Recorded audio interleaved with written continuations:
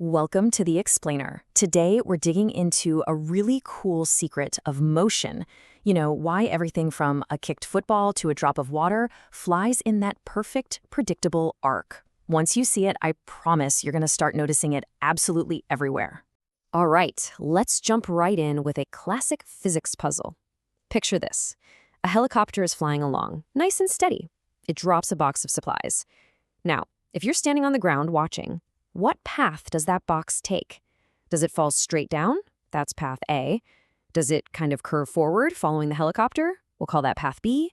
Or does it somehow curve backward, which is path C? Go with your gut. What do you think? For a lot of us, our intuition just screams path A, right? It's falling, so it should go straight down.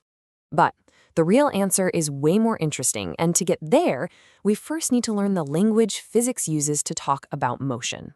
So, in the world of physics, there are basically two types of measurements. On one hand, you have scalars. They're super simple, just a number.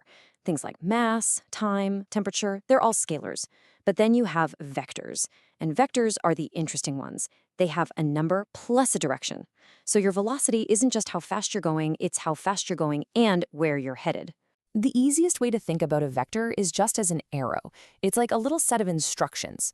The length of the arrow tells you the magnitude, so how far, how fast, or how much force. And of course, the direction the arrow is pointing tells you, well, the direction. It's a really clean, visual way to represent these ideas. Okay, so what happens when you have more than one of these instructions?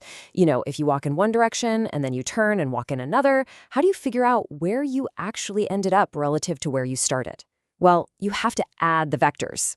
And here's the catch. You can't just add them like 10 plus 5 is 15. It doesn't work that way. If you walk east and then you walk north, your final position isn't 15 kilometers away. To find the answer, you can use this simple visual trick called the tail-to-tip method. You just draw one arrow and then draw the next arrow starting where the first one ended. The straight line from your absolute start to your absolute finish, that's your answer, what we call the resultant vector. Now, drawing arrows is great. It helps you see what's going on. But for really solving problems, we need something a little more powerful. And this is where one of the all-time greats of science, Galileo, had a truly brilliant insight. And here it is. This was Galileo's genius move. He realized that any complex motion, like a cannonball flying through the air, isn't really one complex motion at all. It's actually two super simple motions happening at the exact same time, one moving side to side and one moving up and down. The secret? Just treat them separately. We call this breaking a vector down into its components.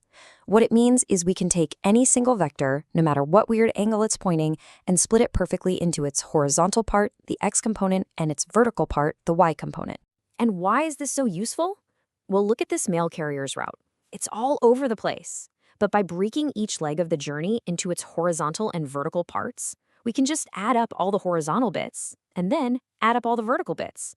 It makes a super messy problem really clean and organized and gives us the exact final position. Okay, so back to our helicopter.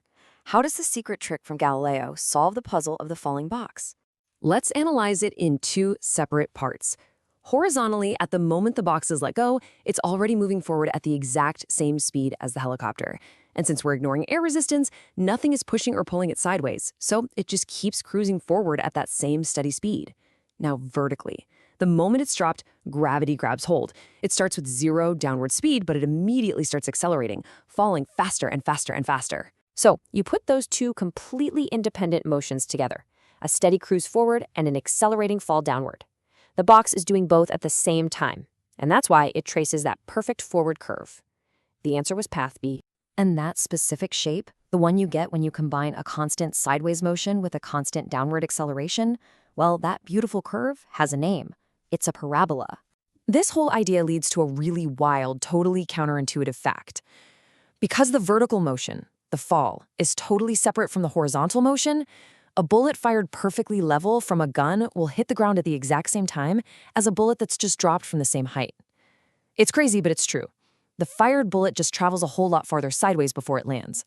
And once you get this, you suddenly realize this isn't some weird abstract physics problem.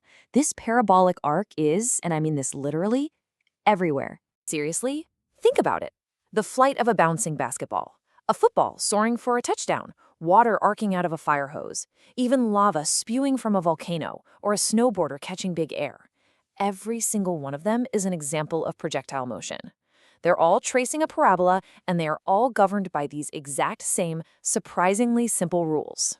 And this path is so predictable, we can use those vector components to calculate exactly what's going to happen. You can figure out that a football kicked at a certain speed and angle will reach a maximum height of exactly 7.35 meters.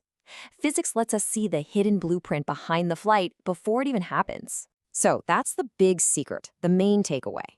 What looks like one single complicated motion is actually just two simple motions, one constant and one accelerating, layered on top of each other. It's a fundamental principle of the universe, hidden in plain sight. And now that you know what you're looking for, the only question is, where are you going to spot the next one?